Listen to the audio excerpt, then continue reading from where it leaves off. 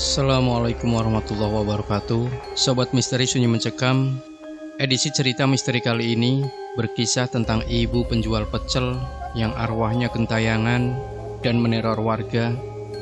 Apa yang terjadi sehingga arwah ibu penjual pecel ini meneror warga sekitar? Simak cerita selengkapnya, sebuah kisah nyata misteri yang berjudul Arwah Ibu Penjual Pecel Meneror Warga Desa. Awalnya saya nggak yakin mau cerita ini, karena dari sekian banyak pengalaman saya, ini adalah salah satu kejadian yang menurut saya paling seram, membekas bahkan sampai sekarang. Dan jujur, saya masih rada merinding kalau ingat kejadian ini. Jadi sebelum saya masuk ke ceritanya, saya mau bilang, kalian boleh percaya atau nggak percaya, kalau ada yang lain yang senantiasa hidup bersama kita. Terlepas dari itu, kita harus saling menghormati. Waktu itu, hari mulai petang, temanku si Adi tiba-tiba bilang sesuatu yang ganjil. Lu nggak pulang? Bentar lagi maghrib loh. Aku bingung karena nggak biasanya Adi atau teman-temanku yang lain nyuruh pulang di saat maghrib adalah waktu yang tergolong sore bagiku. Aku perhatiin teman-teman yang lain setuju. Aku memang kalau main biasanya ke desa tetangga, sebuah desa yang terletak di sebelah timur desaku berada. Waktu itu aku masih SMK dan jalanan belum diaspal sama sekali. Jadi kalau naik sepeda pasti ngerasain geranjalnya batu kerikil. Desaku dan desa tetangga satu kecamatan hanya terpisah oleh sungai kecil dan sebuah pemakaman. Pemakaman ini khusus untuk desaku dan desa tetangga. Jadi bisa dibilang ini adalah pemakaman satu-satunya dan untuk bersama. Karena temanku juga bergegas mau pulang, akhirnya aku ngalah, aku pun pulang. Meski sebenarnya aku masih mau main dan bercengkrama, karena aku jarang sekali bertemu mereka di sela kesibukan aku sekolah.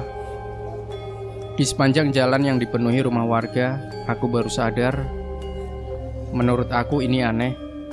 Nggak biasanya jam sore seperti ini, semua rumah warga sudah ditutup. Bahkan beberapa rumah sudah mematikan lampu teras. Pos kampling yang berada di ujung desa yang biasanya ramai oleh bapak-bapak ngerumpi, kosong. Aku tetap mengayuh sepeda dan masih memperhatikan rumah-rumah warga. Penerangan di jalan nggak terlalu bagus, hanya dari lampu-lampu para warga. Tanpa aku sadari, aku sudah mau keluar desa dan memasuki jembatan yang di bawahnya dialiri sungai. Di sini akhirnya aku ketemu sama seseorang. Dari jauh memang aku melihat siluet seseorang berdiri mau nyebrang jembatan, tapi dia cuma diem. Aku pikir mungkin lagi nungguin aku, karena memang jembatannya sempit dan gak bisa dipakai untuk dua jalur. Semakin aku dekat, perasaanku tiba-tiba gak enak, seolah tiba-tiba ada angin dingin. Begitu sudah dekat dengan jembatan, aku dapat lihat dengan jelas siapa yang berdiri di sana. Rupanya Mbak Sum. Semua orang tahu siapa Mbak Sum. Beliau adalah warga desa tetangga tempatku main sebelumnya. Nggak ada pecel yang seenak buatannya Mbak Sum. Itulah kenapa beliau sangat terkenal. Begitu kami papasan, aku menyapa beliau seperti aku menyapa warga. Sebagai sopan santun sebagai masyarakat Jawa yang tahu tata krama. Monggo. Tapi Mbak Sum tidak menjawab salamku. Beliau cuma berdiri. Matanya kosong melihat jalan menuju pemakaman. Aku pikir mungkin beliau tidak dengar salamku. Jadi aku lanjut masuk ke jalur pemakaman. Meski pemakaman, aku udah sering lewat sini karena emang cuma ini akses jalan menuju desa sebelah. Kecuali mau muter lebih jauh lewat pabrik gula. Anehnya, petang ini aku nggak lihat ada yang lewat. Seharusnya banyak orang lewat sini selain aku, karena akses di sini yang paling dekat. Aku berusaha nggak mikir macem-macem. Jadi aku masuk ke area pemakaman. Aku juga nggak lupa buat ucap salam, karena aku percaya ada kehidupan setelah kematian, menurut apa yang aku percayai. Gemerincing rantai sepedaku terdengar, perasaanku jadi nggak enak. Kalau begini, biasanya sepedaku mau los rantainya. Aku cuma batin, jangan di sini losnya. Nanti aja di rumah warga. Dasar apes, rantai sepedaku los beneran. Aku mengumpat keras-keras, "Juancuk." Tapi begitu sadar aku ngumpat di pemakaman, nyaliku langsung ciut. Aku buru-buru benerin rantai sepedaku. Aku lihat depan belakang masih belum lihat ada orang lewat. Kalau saja itu bukan sepeda satu-satunya, pasti sudah aku tinggal. Di sela aku benerin sepeda, aku dengar suara seperti burung. Aku lihat sekeliling, suaranya semakin lama semakin terdengar jelas. Di sini mau nggak mau aku akhirnya ngelihat ke area pemakaman. Pemakamannya sendiri terpisah dari jalan utama oleh tembok setinggi dada orang dewasa. Waktu aku berdiri, aku bisa lihat rentetan batu nisan dan pohon kamboja di sampingnya. Tapi ada yang menarik perhatianku, seperti di balik salah satu pohon kamboja, ada yang sedang mengintip melihatku. Aku menyipitkan mata, berusaha memperhatikan sebelum seseorang menggertak bahuku. Aku berjingkat saking kagetnya. Tapi begitu aku tahu siapa yang menggertakku, aku jadi lega. "Ngapain kamu di sini maghrib-maghrib seperti ini?" katanya. Beliau adalah Pak Iman, juru penjaga makam ini yang rumahnya tepat di gerbang masuk makam desaku berada. "Rantai saya los, Pak," aku bilang polos. Beliau memperhatikan sekeliling, mimik wajahnya panik. "Ya udah, sini tak bantuin." Beliau membantu membenarkan rantaiku, sementara aku melihat di mana aku tertuju tadi, nggak ada apa-apa. Karena yang aku lihat cuma pohon kamboja, tanpa ada siapapun di baliknya. Begitu rantainya sudah terpasang, Pak Iman segera bilang dengan nada tergopoh-gopoh, "Sudah, cepat pulang. Jangan lupa bersihkan badanmu. Jangan keluar-keluar lagi ya."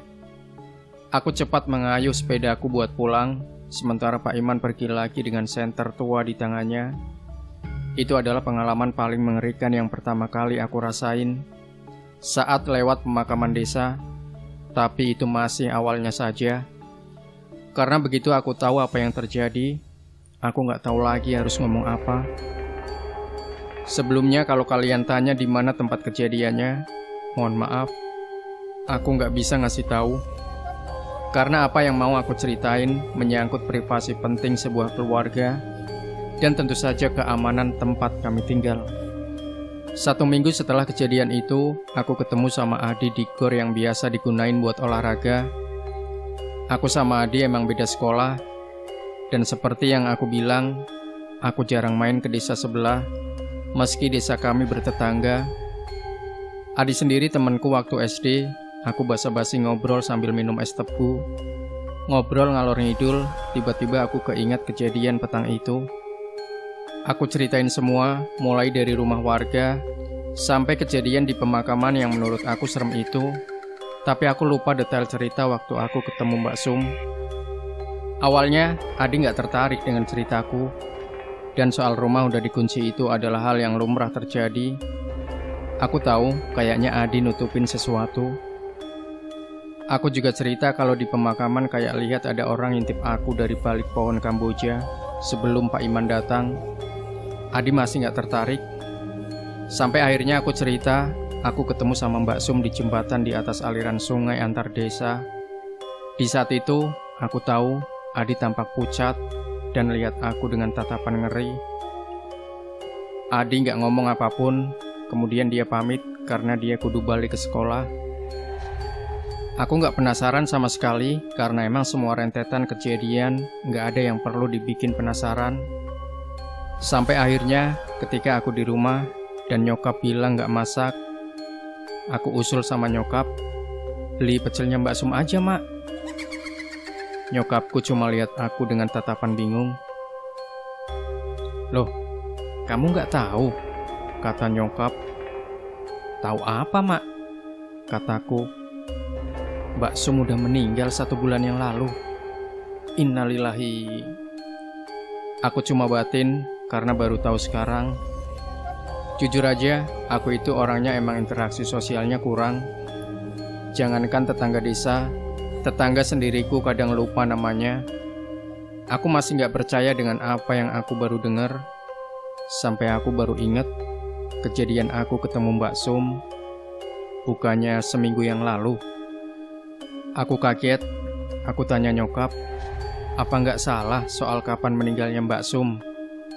Beliau cuma bilang kalau nggak salah karena nyokap ngelayat ke sana. Tapi nyokap ngerasa ada yang aneh waktu pemakaman. Aku tanya apa, tapi nyokap nggak mau kasih tahu. Katanya Pak Malik membicarakan kematian seseorang dan nggak pantas aja yang begituan diceritakan. Aku mendesak nyokap buat cerita karena aku sumpah penasaran, sekaligus aku mau mastiin lagi. Nyokap tetap kekeh nggak mau cerita, tapi nyokap cuma bilang, nggak ada yang diizinin buat lihat jasad Mbak Sum yang mau dikebumikan. Tanya aja bapakmu, dia kan ikut nguburin. Aku baru ingat, bokap biasanya bantuin tiap ada pemakaman, jadi akhirnya aku nunggu bokap pulang kerja. Begitu bokap pulang, aku langsung tanyain perihal pemakaman Mbak Sum. Bokap cuma lihat aku dengan tatapan selidik. Beliau cuma berucap, "Hus, tidak etis ngomongin orang yang sudah nggak ada." Aku nggak dapat info apapun akhirnya dari bapak. Kemudian aku kepikiran soal Adi.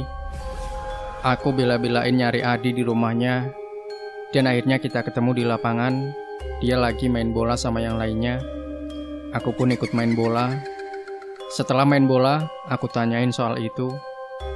Adi dan yang lainnya cuma diem-dieman, gak ada satupun dari mereka yang mau cerita.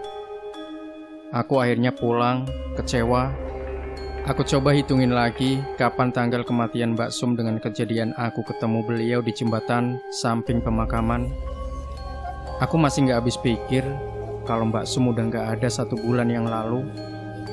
Lalu yang aku temuin waktu itu, siapa dong? Intinya, waktu berjalan cepat dan aku ketemu Adi lagi. Dia lagi sama teman sekolahnya ngopi di warung dekat alun-alun. Di sini aku ngabisin banyak waktu buat ngobrol sama dia, sampai akhirnya dia nyeletuk, "Kamu masih penasaran kenapa aku nggak mau ngomongin soal Mbak Sum?" Otomatis aku kaget. Udah lama aku nggak tertarik lagi sama hal itu, dan udah ngeyakinin mungkin aku salah lihat waktu itu. Tapi pertanyaan Adi terlalu menggiurkan untuk ditolak. Jadi aku bilang, "Iya, aku masih tertarik." Adi ngeliat sekeliling kayak mau bicarain rahasia negara. Kemudian dia ngeliatin aku sambil setengah berbisik, "Mbak Sum jadi pocong, bro." Mendengar hal itu, yang pertama kali aku ucapin cuma, "Astagfirullah, lu jangan ngaco di." Ucapku gak percaya. Adi nyangga ucapanku dan bilang kalau 40 hari setelah kematian Mbak Sum di desanya, diteror oleh pocong yang menyerupai wujud Mbak Sum. Di sini aku cuma diem ngedengerin Adi nyeritain semua informasi dan pengalaman-pengalaman semua warga kampung yang ngeliat dengan mata sendiri. Sampai sini aku bakal nyeritain apa yang Adi dengar dari semua warga kampung yang dihebohkan dengan teror pocong selepas maghrib. Adi masih terlihat takut, terdengar dari suaranya yang rada pelan. Seolah-olah apa yang dia ceritain ini bakal ngejar dia kalau dia cerita ke seseorang, dan aku semakin penasaran. Singkatnya, Adi cerita kalau sebelum Mbak Sum meninggal, beliau sempat sakit keras. Nah, di sini Adi juga nggak tahu karena dia nggak ikut jenguk. Yang jenguk cuma ibu-ibu atau tetangga sekitar. Masalahnya, rumor yang Adi dengar, sakitnya Mbak Sum itu nggak umum alias ganjil. Kalau dia dengar dari nyokap dan bokapnya sendiri, di mana Adi curi dengar waktu mereka ngobrol, kalau Mbak Sum dikirimi atau disantet, tapi orang tua Adi sendiri nggak mau ambil spekulasi jauh.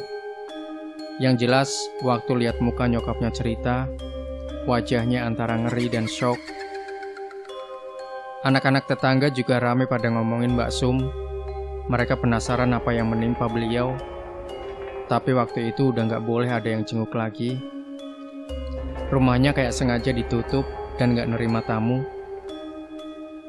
Cerita yang paling jelas yang Adi tahu dari kondisi Mbak Sum datang dari Bu Mi, tetangga Mbak Sum sendiri yang kebetulan punya warung. Waktu Adi lagi nongkrong, kebetulan Bu Mi lagi cerita dengan tetangga yang lain. Di sini Adi dengar jelas Bu Mi bilang kalau wajahnya Mbak Sum aneh. Seluruh wajahnya menghitam dan kondisi matanya melotot. Gak cuma itu, bagian tubuhnya yang lain juga gak kalah hitam. Ada luka semacam melepuh dan juga dipenuhi nanah. Mbak Sum cuma meraung nahan sakit. Semua orang yang lihat katanya gak bisa ngomong apa-apa, kayak semacam shock melihat ada hal seperti ini. Keluarga Mbak Sum sendiri juga gak bisa berbuat apa-apa. Kabarnya mereka udah sempet manggil orang pintar. Anehnya di sini, beberapa orang pintar baru lihat rumahnya, ada yang langsung balik, bilang kalau dia nggak mampu.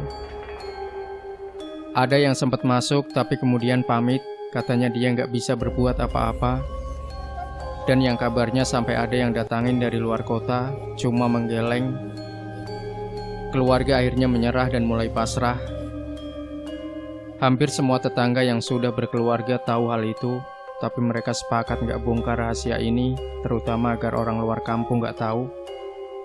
Tapi yang namanya mulut orang-orang kita, kadang berita seperti ini menyebar begitu cepat.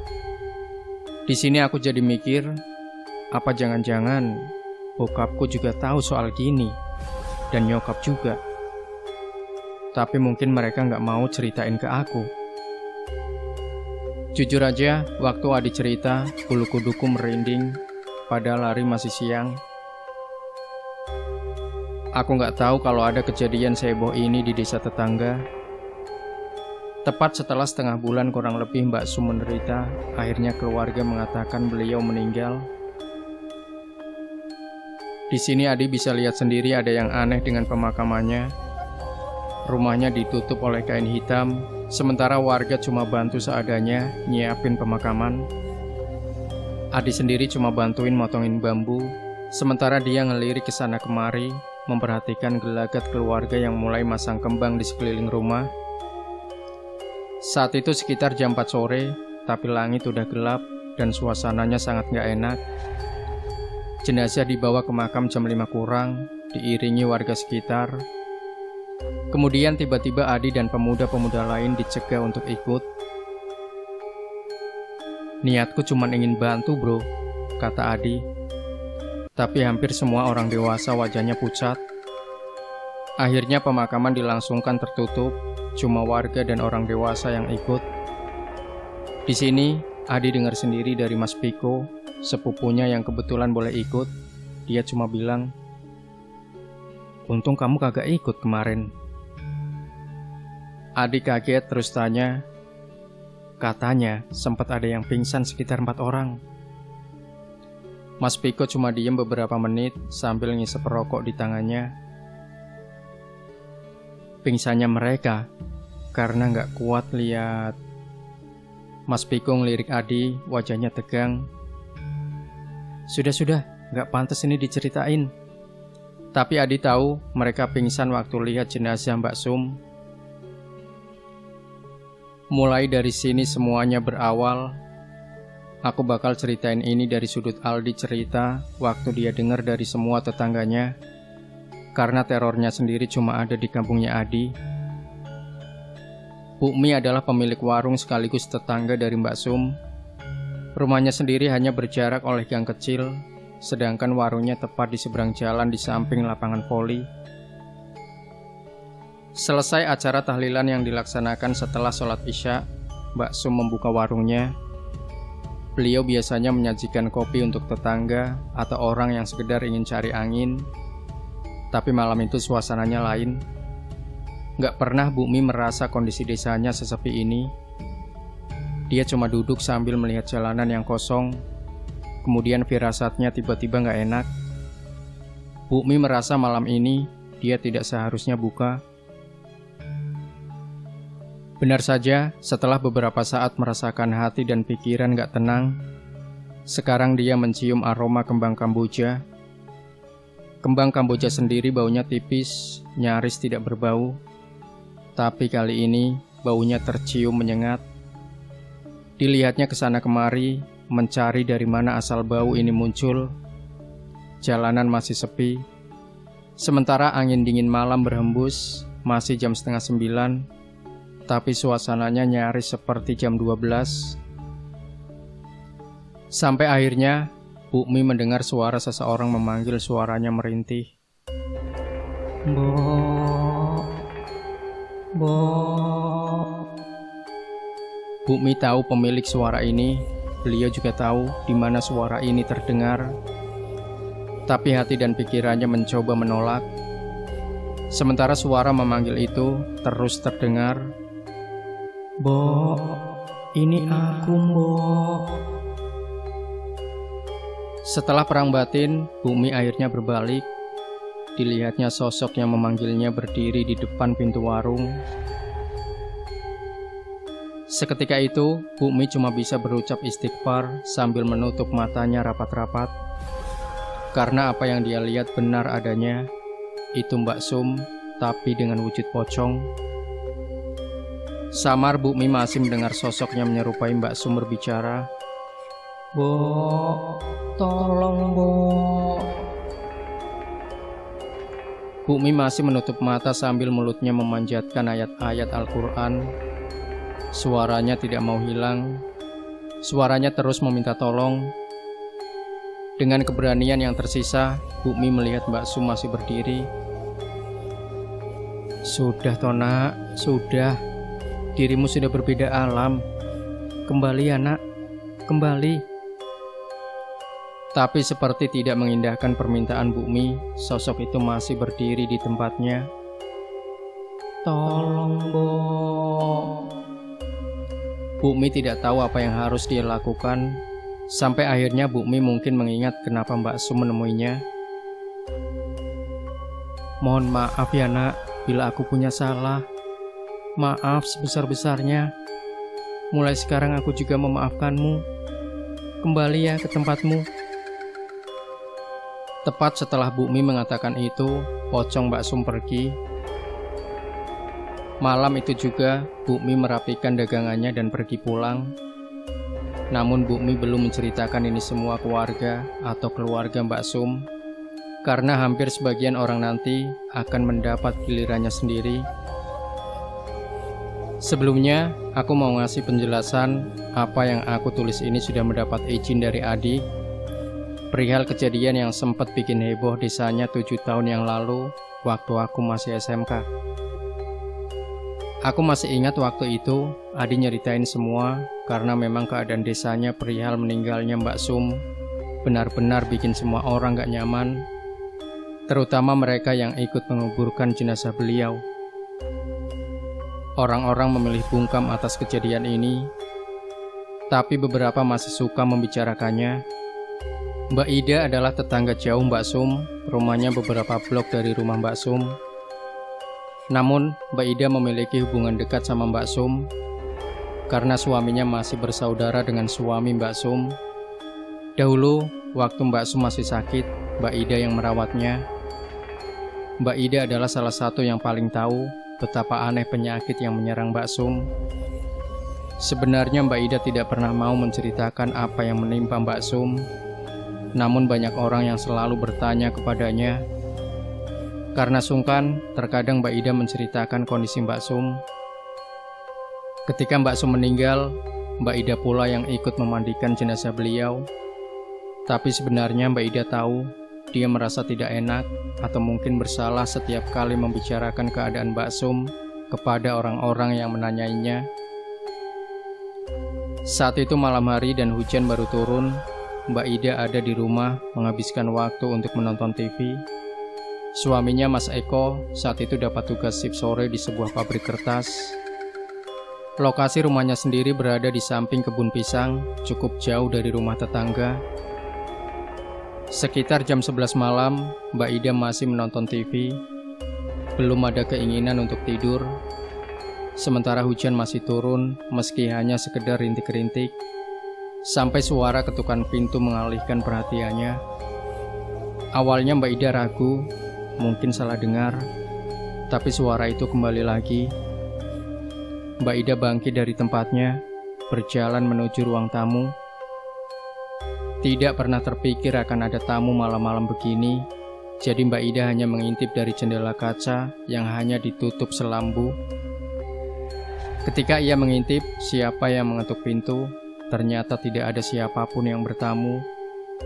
Mbak Ida kembali menonton TV. Baru saja ia duduk, pintu kembali diketuk lebih keras dari sebelumnya. Mbak Ida kembali menuju pintu rumahnya. Sekali lagi ia mengintip dari jendela rumah, masih tidak ada siapapun. Hal ini terjadi sampai ketiga kalinya. Karena kesal, Mbak Ida menunggu suara ketukan itu di ruang tamu. Dan benar saja, suara ketukan itu kembali terdengar.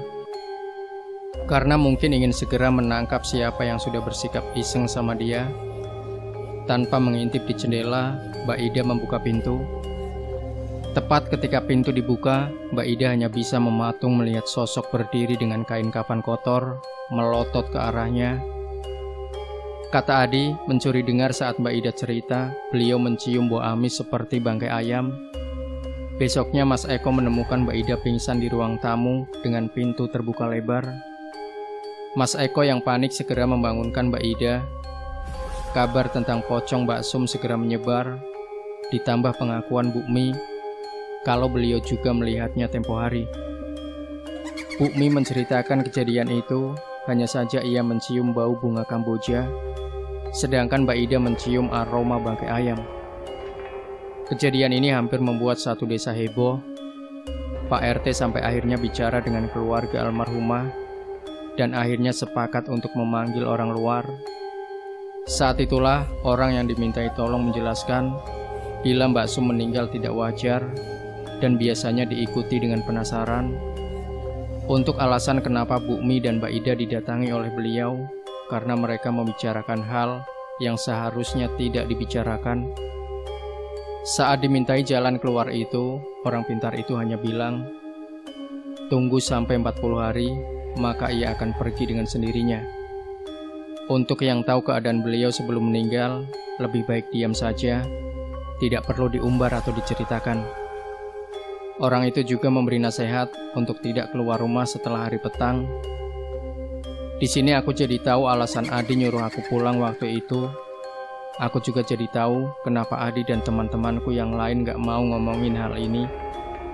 Karena dasarnya aku masih penasaran, aku pun tanya, setelah Mbak Ida, apakah Mbak Sum masih menampakkan diri?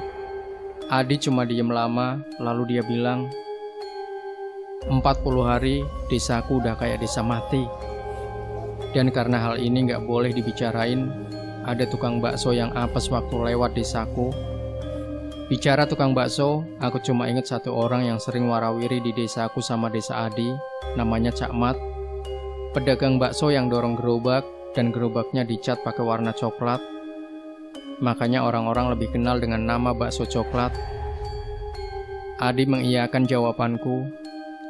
Bakso coklat biasa berkeliling di desaku sekitar jam 5 sampai jam setengah 6. Kemudian dia akan melewati desa Adi jam 6 lebih. Karena begitu mencekamnya keadaan saat itu, surau yang digunakan sholat hanya dihadiri beberapa orang, itu pun yang rumahnya bersebelahan dengan surau. Bakso coklat lewat seperti biasanya, dan tidak tahu apapun tentang apa yang terjadi di desa itu. Jam 6 sampai jam 7 jalanan sepi, jadi beliau melewati desa Adi ke desa yang lebih jauh. Nah, entah apa yang dipikirkan sama Cak Mat, karena biasanya dia tidak kembali ke desanya Adi, tapi melewati pabrik gula ke desa-desa tetangganya. Tapi malam itu, sekitar jam 11, Cak Mat kembali ke desanya Adi. Mungkin beliau penasaran, karena nggak biasanya desa itu sepi. Sekaligus mungkin ia ingin menjajakan sisa dagangannya. Barangkali saja nanti ada yang mau beli. Pucuk dicinta ulam pun tiba, seseorang memanggil bakso coklat keluar dari rumah yang Cak Mat tahu sebagai rumah penjual pecel. Mbak Sum keluar mengenakan daster yang biasa. Waktu itu Cak Mat tidak menaruh curiga sedikit pun. Beliau menerima mangkok yang dibawa Mbak Sum. basa-basi seperti penjual pada umumnya, namun tidak diindahkan oleh Mbak Sum. Mbak Sum hanya diam saja, memperhatikan Cak Mat menjajakan dagangannya di atas mangkok. Yang diingat Cak Mat ketika cerita keesokan harinya adalah, ia bertanya, "Mbak, nampaknya kamu sudah sehat ya?" Mbak Sum masih diam saja, Cak Mat masih belum curiga. Setelah selesai menjajakan pesanannya, Cak Mat berniat memberikan baksonya ke Mbak Sum. Tapi seperti disambar geledek, yang di depannya sudah bukan Mbak Sum lagi, tapi pocong yang wajahnya hitam pekat melotot ke arahnya. Cak Mat yang orangnya sudah biasa melihat hal ganjil awalnya takut sampai gemetar. Mangkok yang dia pegang jatuh mengenai kakinya. Rupanya mangkoknya juga berubah menjadi mangkok isi kembang yang biasa ada di pemakaman. Tapi setelah istighfar beberapa saat kemudian, Cak Mat berani menatap pocong di depannya. Yang diingat Cak Mat waktu itu, pocong hitam yang menyerupai Mbak Sum waktu sakit itu meminta tolong sama beliau. Jadi Cak Mat tahu kalau Mbak Sum sakit keras dan sempat menjenguk. Tapi beliau tidak tahu kalau Mbak Sum meninggal setelah beberapa hari karena Cak Mat pulang ke kampungnya. Malam ini adalah malam pertama dia berjualan lagi. "Mat, tolong Mat," pinta Mbak Sum, suaranya menderita. Cak Mat yang takut bercampur prihatin hanya menatap pocong Mbak Sum. Dengan keberanian yang dipaksakan, Cak Mat bertanya, "Ada apa toh Sum? Minta tolong apa?" "Tolong Mat, bukakan tali pocongku." Cak Mat saat itu hanya diam, bimbang antara mau membantu atau tidak. Karena Cak Mat pernah dengar ada yang membukakan tali pocong dan berakhir meninggal. Jadi pernah ada kejadian di daerah lain, ada pemuda yang nekat membantu membukakan tali pocong. Tapi rupanya wajah pemuda itu disembur sampai melepuh. Dan konon pocongnya itu sendiri adalah pocong kiriman. Tidak mau berakhir seperti itu, Cak Mat hanya meminta maaf tidak sanggup. Pocong Mbak Sum tidak mau pergi, bahkan mengikuti Cak Mat yang kemudian mendorong pulang dagangannya. Pocong Mbak Sum bahkan menungguinya di rumah kontrakannya. Istri Cak Mat sampai bingung melihat suaminya tidak mau tidur dan melihat teras terus. Keesokan paginya, Cak Mat menemui keluarga Mbak Sum dan meminta maaf sebesar-besarnya karena dulu ketika menjenguk, Cak Mat beberapa kali mengatakan hal yang kurang baik di hatinya, seperti wajah Mbak Sum yang buruk sekali ketika kena penyakit ini. Hal itu sebenarnya tidak disengaja. Setelah kejadian itu, Cak Mat tidak berjualan di desa Adi sementara waktu, dan beliau tidak melihat Mbak Sum lagi di depan rumahnya. Tapi cerita yang terakhir ini Adi dengar dari Mas Supri, tetangganya sekaligus manten baru. Mas Supri ini dulunya sempat merantau keluar Jawa. Beliau kembali ke Pulau Jawa setelah menikah dan menempati rumah orang tuanya. Waktu cerita tentang pocong Mbak Sum sedang heboh-hebohnya, Mas Supri yang selalu bilang untuk tidak percaya hal begituan. Dia mengaku sudah sering lihat yang lebih menakutkan dari sekedar pocong di luar Jawa. Tapi malam Jumat itu tidak akan pernah Mas Supri lupakan. Ketika beliau cerita ke Adi dan teman-temannya, Mas Supri seperti masih nggak percaya apa yang dia lihat. Waktu itu, kamar mandi dan toilet jadi satu, tapi terpisah dengan rumah utama. Jadi kalau mau ke toilet, harus keluar rumah dan jalan beberapa langkah untuk sampai. Namun malam itu suasananya lain, lebih dingin, dan Mas Supri ingin buang air besar. Dia keluar rumah lewat pintu belakang, berjalan sebentar, lalu sampailah di toilet. Sudah lepas celana, Mas Supri nyalain rokok di dalam toilet. Sampai akhirnya dia ngerasa perasaannya mendadak tidak enak. Semacam gak tenang, diikuti suara ayam. Mas Supri masih gak mikir macem-macem. Tapi lama-kelamaan semakin berisik ayamnya. Belum selesai suara ayam, bau anyir langsung tercium. Sempat dia pikir asal baunya dari limbah buatannya, tapi baunya lain. Setelah selesai, dia bergegas keluar.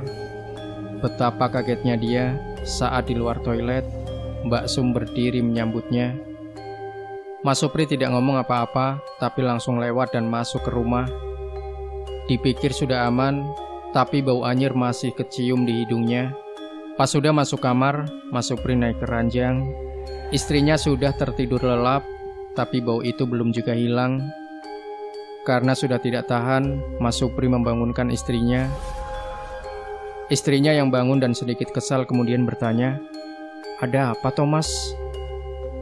Mas Supri hanya bilang, "Dek, bacakan ayat kursi. Ada Mbak Sum di sini." Mendengar itu, istrinya awalnya kaget, tapi segera mulutnya membaca melantunkan ayat Al-Quran.